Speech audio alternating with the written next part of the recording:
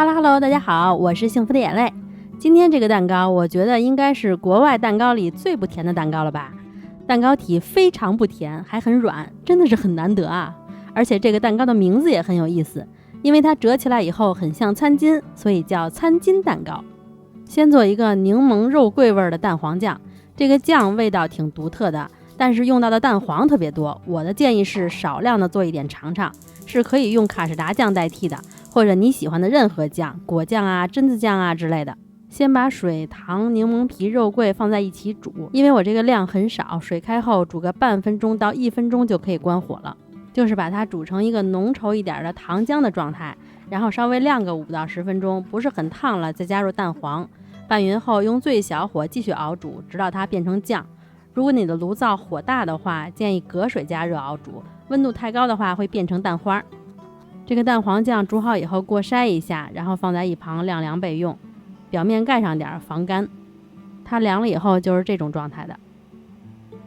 酱准备好以后再来做蛋糕胚，先把烤箱预热200度，准备一个28厘米的方形烤盘，里边放上油纸或者油布，然后再涂上一层黄油，一定要涂黄油，如果不涂或者涂色拉油的话，它就是这个样子的，黄油基本上是不会粘的。蛋糕胚做起来很简单，就是一个全蛋打发的海绵蛋糕，但是它比别的国家的海绵蛋糕软，因为它面粉很少。像平时我们做海绵蛋糕吧，3个蛋差不多要100克左右的面粉，这个蛋糕只需要放50克。把柠檬皮、3个鸡蛋、50克糖放在一起，用厨师机打发。我用的乔力厨师机11档4分钟，同款机器可以参考一下。我把面糊倒出来，这样可以看得更清楚一些。打到蛋糊浓稠，滴落下来纹路不会马上消失就好了。然后筛入低筋面粉，这个蛋糕不需要放油，吃着也不会很干。用刮刀由底部向上翻拌均匀，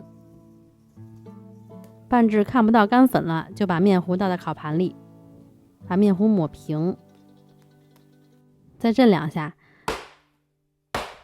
放到预热好的烤箱中层，上下火200度烤10分钟。烤蛋糕的时候准备一张油纸，上面撒一些椰蓉，原本应该是撒砂糖的，我给换成椰蓉了。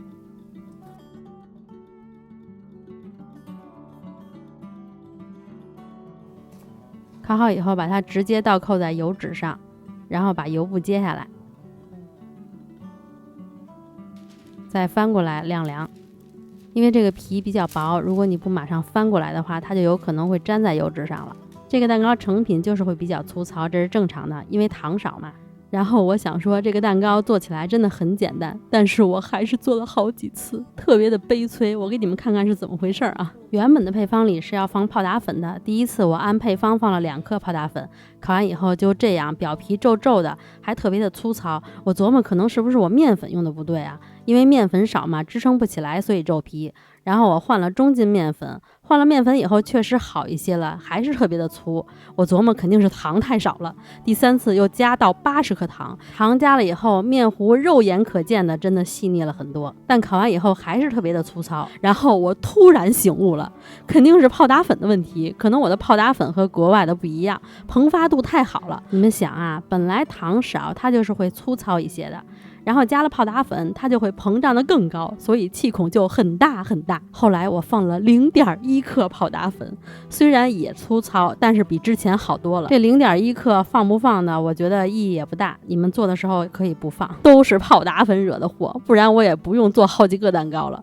后来鸡蛋都用光了，又出去买的鸡蛋，你们说是不是很悲催？谁来安慰我一下？点个赞就可以了。蛋糕凉了以后，就给它切成4个正方形。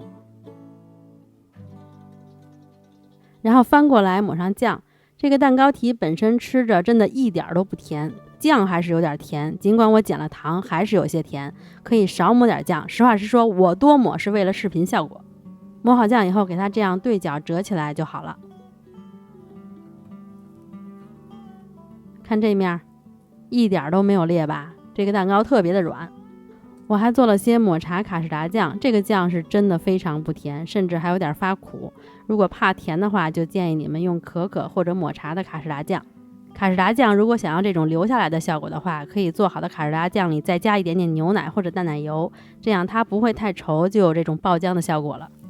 这个蛋糕真的是又不甜还很软，我觉得挺好吃的，推荐你们试一试。今天就到这里啦，关注我，我们一起做遍全世界的甜点，求求你们点个赞再走吧。